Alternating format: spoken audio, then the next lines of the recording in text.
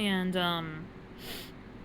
so another thing that occurred as well is I do believe that this is another patient that was communicating with us, because we got a message on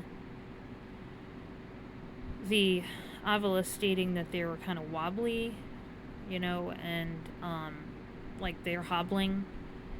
And I feel like it could have been another patient communicating with us. And then there was this one silly Phasmabox answer when Ryan was being silly, and he asked the spirits, like, did you fart? And they were like, yeah. And then there's one, he goes, did it feel good? And they're like, yeah. So he was being silly, and it was hilarious. But and then next to us at night there was a spirit energy, and we heard crackling of the sticks, and I could feel it. And when Ryan shined the light on it, which he was trying to see, hey, maybe somebody could be there, because you have to debunk it again, which we know nobody was there.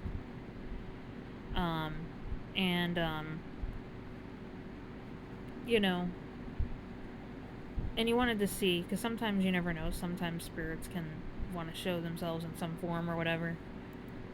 But the other thing was that there was a point in time there where I kind of felt like surrounded, like I knew that the spirits were surrounding us, and I started to kind of feel like squeezed in. And I also was picking up on a very negative energy that I didn't like. So eventually we left, and I smudged his car because I didn't want anything to follow us home or to follow us anywhere, because I feel like when you have things follow you, you can create an attachment, an unhealthy attachment, and if a spirit follows you and you have activity in your home, that's a whole other situation that you don't want to deal with.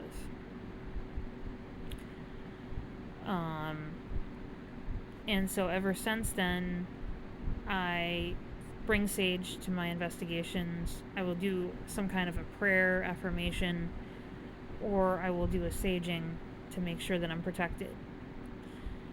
And after we did that investigation, we decided to head over to Easton Cemetery. And we communicated with Harriet. And I told her to go to the light, and the spirits there said how. And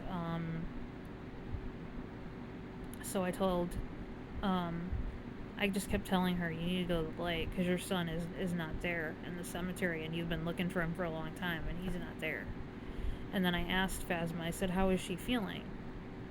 And then a lady answered, and she said, particular. I also got Carol's name through. She's an entity that I communicate with, and she's been very, I think she's trying to help me, like she's one of the good spirits.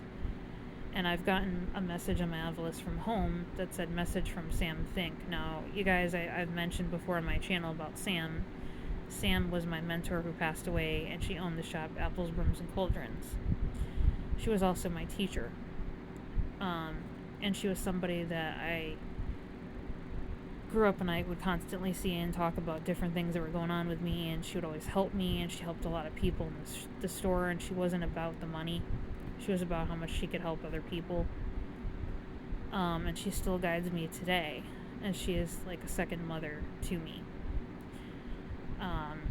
And I wear the crystal around my neck, which helps me to channel, and it's very protective, and I wear it wherever I go, and the spirits will pick up on it. And I find that they always pick up on things that are like crystals generally, but this kind of crystal is called the Casa, and it's blessed by the entities of the Casa up in Brazil, and people will go there for healing when they have things that are going on to them, like cancer and things like that, and they will wear this kind of crystal. But on to the next topic, or where we were going with this. So Ryan and I were talking to the spirits there, as well as Harriet, and there were several spirits that were trying to come through. One asked, "Are you in this car?" And he said, "Yeah." And then he had the